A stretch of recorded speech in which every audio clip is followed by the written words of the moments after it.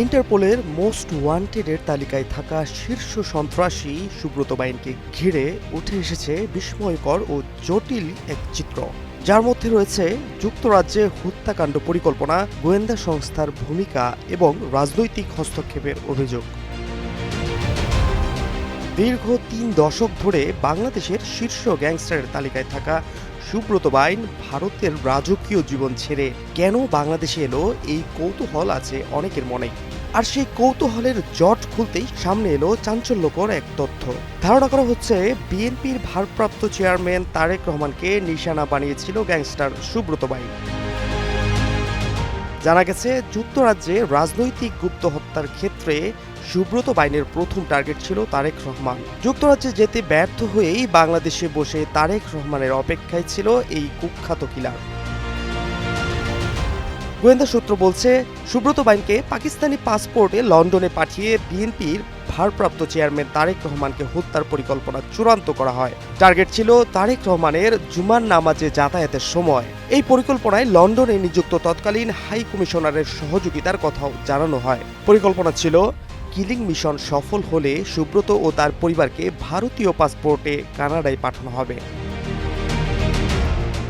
রিমান্ডে সুব্রত বাইন স্বীকার করেছেন তাকে একটি টার্গেট কিলিং স্কোয়াড গঠনের দায়িত্ব দেওয়া হয়েছিল, যার উদ্দেশ্য ছিল নির্দিষ্ট 3টি রাজনৈতিক দল বিএনপি, জামাত ও এনসিপির নেতাদের হত্যার মাধ্যমে দেশে রাজনৈতিক অস্থিরতা সৃষ্টি করা। এই মিশনের পেছনে ছিলেন আওয়ামী লীগের শীর্ষ পর্যায়ের কিছু নেতা। ভারত থেকে হুন্ডির মাধ্যমে অর্থ এনে অস্ত্র কেনা, শুটার নিয়োগ এবং কিলিং মিশন সফল করতে অন্যান্য যাবতীয় খরচ চালানো হতো। তদন্ত সূত্রে জানা গেছে, সীমান্ত দিয়ে অস্ত্র এনে ঢাকার মগবাজার, শাহবাগ, গুলশান ও বাড্ডার সন্ত্রাসীদের হাতে পৌঁছে দেওয়ার পরিকল্পনা ছিল।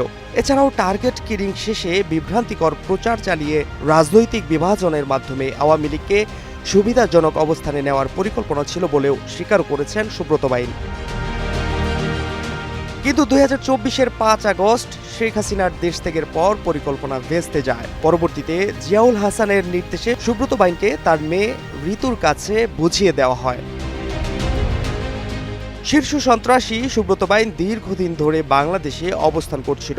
এই খবর গত ফেব্রুয়ারিতে প্রকাশ্যে আনেন আল জাজিরার সাংবাদিক জুলকারনাইন সায়ের। এই শীর্ষ সন্ত্রাসীর বাংলাদেশে অবস্থান সম্পর্কিত দীর্ঘ ফেসবুক পোস্টের একাংশে জুলকারনাইন সায়ের লিখেন, প্রায় 1.5 বছর আগে বিশেষ ব্যবস্থায় ভারত থেকে তাকে বাংলাদেশে পাঠানো হয়।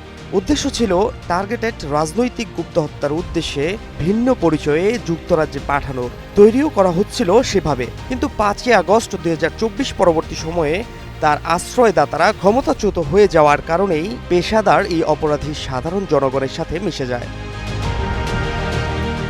ইন্টারপোলের মোস্ট ওয়ান্টেডের তালিকায় থাকা শীর্ষ সন্ত্রাসী সুব্রত বাইনকে সেনাবাহিনীর জালে আটকের পর শেষ পর্যন্ত কারাগারে পাঠানো হয়েছে। এখন দেখার বিষয়, এই কুখ্যাত কিলার যেন কোনোভাবেই আইনের ফাঁকফোকর দিয়ে জামিন না পেয়ে যায়। Fahad Shahriar, news desk, global television.